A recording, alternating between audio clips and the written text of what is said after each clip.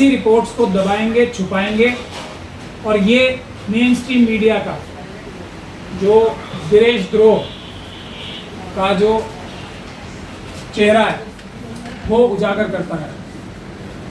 आप लोगों ने कुछ मेन स्ट्रीम मीडिया में या दूसरी जगहों पर रिपोर्ट पढ़ी होगी कि ईडी ने एक वीवो नाम की कंपनी है चाइनीज़, उसके ऑफिस में कल रेड्स मारी हैं और 62 जो एलिगेशन है वो ये है कि 62,000 करोड़ से भी ज़्यादा इस कंपनी ने देश का पैसा चुराया और इसको सीधा सीधा चाइना में ट्रांसफ़र किया।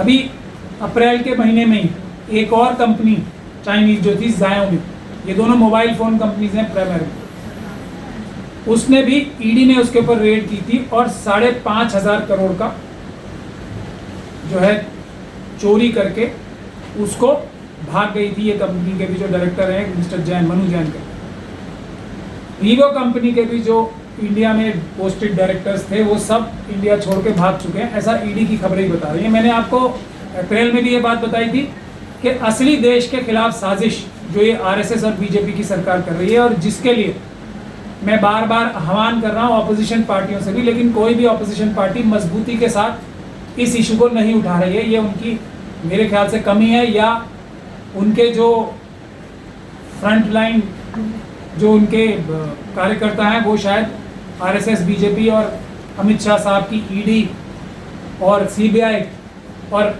इनकम टैक्स से डरते हैं। लेकिन सच्चाई ये है कि ये पिछले 2-3 महीने में ही ईडी ने, और ईडी अगर इन कंपनियों पे रेड कर रही, कंपनी के ऊपर रेड कर रही है, तो आप लोगों को समझ लेना चाहिए कि घोटाला और चोरी इससे कहीं गुना ज़्यादा होगी। जब भी मजबूरी में, जब जो गिलास है या जो बाल्टी है इनके जुर्मों की इतनी उबल के बाहर आ रही है, तो मजबूरी में मुंह दिखाने के लिए ये इन्हें रेड्स करनी पड़ रही है।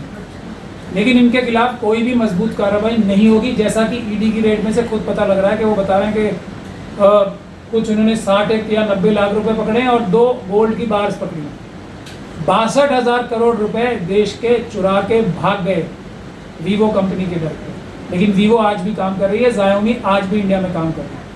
और दुख की बात यह है कि Xiaomi कंपनी जो और ये वीवो कंपनी जो है भारत का इतना पैसा चुरा के, और चाइनीज़ आर्मी, मैंने वीवो Xiaomi के बारे में तो बताया ही है कि ये सब कंपनियां हैं front company Chinese communist party of China की और पीपल्स लिबरेशन आर्मी। और ये Xiaomi कंपनी जो है वो अमेरिका में बैन भी हो चुकी है, क्योंकि ये इसके ऊपर एलिगेशन वहाँ पे ये थे कि ये पीपल्स लिबरेशन आर्मी यानी चाइनीज़ आर्मी की फ्रंट कंपनी। ये सारी कंपनियां यहाँ से पैसा चुरा के हमारे देश के खिलाफ इस्तेमाल कर रही हैं और हमारी इतनी बड़ी ज़मीन मोदी जी के राज में चाइना जो है छीन चुकी है, जो हड़प चुकी है। वो उसकी एक बड़ी वजह ये भी है, और जो भी इंफ्रास्ट्रक्चर डेवलपमेंट चाइनीज़ वहाँ पे कर रहे हैं वो सीधा सीधा पैसा हमारे देश से ही चुरा के हो रहा है।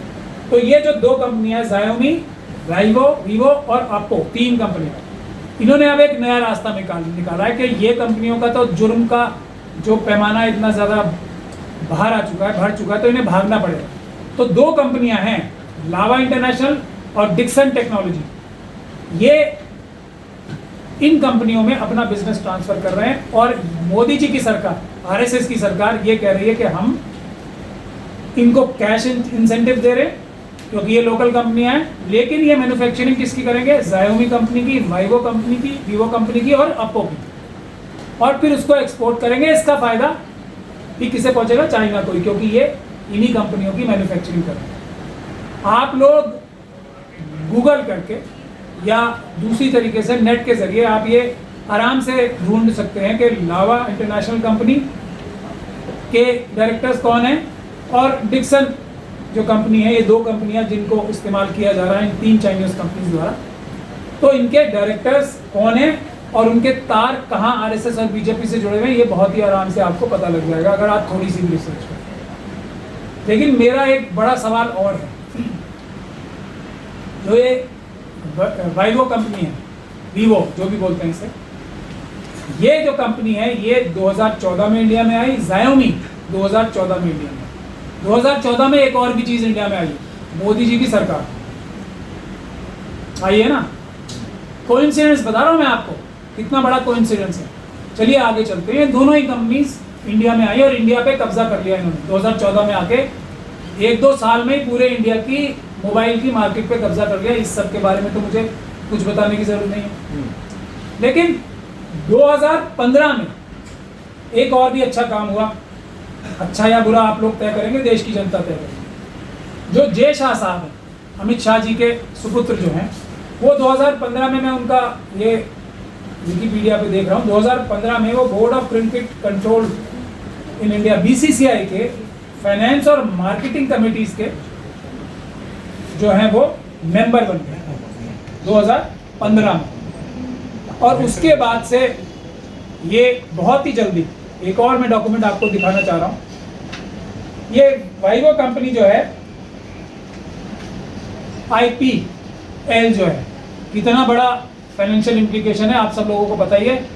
कितना बड़ा पूरा देश जो है क्रिकेट में जुटा हुआ है, कितने इसमें पैसा और इन्वॉल्व है, ये सब आप लोगों को पता ही है। मुझे इसके बारे में, IPL में कितने सारे पैसे इन्वॉल्व है, देश की जनता इसको उतना कितना टाइम भी देती है और कितने पैसे भी खर्च करती है, इसमें मुझे बताने की आवश्यकता नहीं है। लेकिन जब जय शाह साहब 2015 में फाइनेंस एंड मार्केटिंग कमिटीज के BCCI के मेंबर बन गए, तो 2016 में, उसके तुरंत बाद 2016-17 से ये जो वाइवो कंपनी है, वीवो कंपनी जो है, इसने 2 साल का कॉन्ट्रैक्ट BCCI से साइन किया। कोइंसिडेंस है, ये भी कोइंसिडेंस ही हो सकता है ना। अब 2018-19 में, या ये कब जय शाह साहब सेक्रेटरी बन गए थे इसके, BCCI के सेक्रेटरी भी बन गए थे।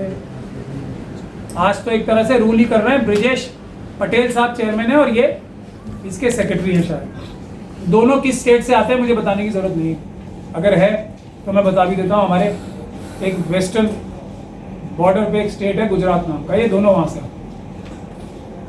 और ये जो कंपनीज, मैं बार बार इस बात को कह रहा हूँ, ये जितनी भी चाइनीज कंपनीज हैं जो इंडिया में काम करती हैं और जो चाइनीज गवर्नमेंटल एजेंसीज की जितनी भी कंपनीज हैं, उसमें मनुवादी मानसिकता के गुजराती बिजनेसमैन कितने डायरेक्टर्स हैं, इस पे रिसर्च करनी चाहिए। मैं नहीं तो करके आपको अगली प्रेस कॉन्फ्रेंस बुला के दूंगा। मैं आप लोगों से बार बार गुजारिश कर रहा हूँ कि इस पे रिसर्च करें आप, क्योंकि मेन स्ट्रीम मीडिया तो इन्हीं लोगों की खरीदी हुई मीडिया है, वो क्रिमिनल मीडिया है, वो ये नहीं करेगी। उसके बाद 18-19 में भी वाइवो रही। उसके बाद एक बहुत ही अजीब बात हुई 18-19 से, जो ये अभी ईडी ने रेड किया ना, ये बता रहे हैं कि 18-19 से पैसे बड़े लेवल पे 62,500 करोड़ ट्रांसफर होने शुरू हो गए थे।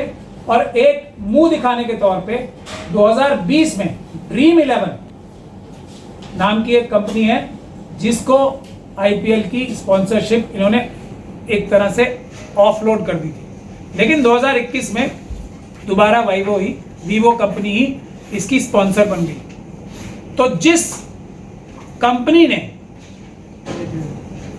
वीवो कंपनी ने देश के 62,000 करोड़ रुपए लूटना शुरू कर दिया था, उसको जय शाह साहब जिस पे कंट्रोल कर रहे हैं, उस BCCI ने उसको भारत का सबसे इंपॉर्टेंट, जो सबसे ज्यादा मशहूर स्पोर्ट्स है, जिसको पूरा देश भावनात्मक रूप से जुड़ के देखता है, उसके हवाले कर दिया था स्पॉन्सरशिप। और वीवो कंपनी की, जो कि चाइना में भारत का पैसा चुरा के भेज रही थी, उसको पब्लिसिटी हासिल करने का मौका दिया। कितना बड़ा, ये जय शाह साहब की क़यादत में BCCI ने ये काम किया। अभी जो लेटेस्ट है, इसका ये कहा जा रहा है कि टाटा जो कंपनी है, मिल्लत टाइम्स की खबरें पढ़ने, सुनने और देखने के लिए गूगल प्ले स्टोर से ऐप डाउनलोड करें। यहां आप उंगली की क्लिक में पढ़ सकते हैं 4 ज़बानों में न्यूज़, उर्दू, हिंदी, अंग्रेजी, बंगला। आप ऐप पर मिल्लत टाइम्स की वीडियोस भी देख सकते हैं।